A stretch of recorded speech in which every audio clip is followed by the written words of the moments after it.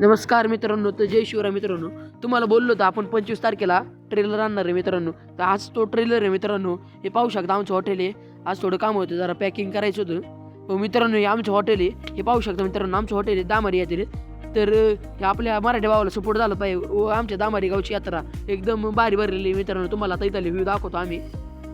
साधाच view आहे मित्रांनो, पण यात्रा खूप भरलेली आहे. आता तुम्हाला मित्रांनो खंडोबा मंदिर कसं लाईटिंग वगैरे केली ते दाखवतो मित्रांनो.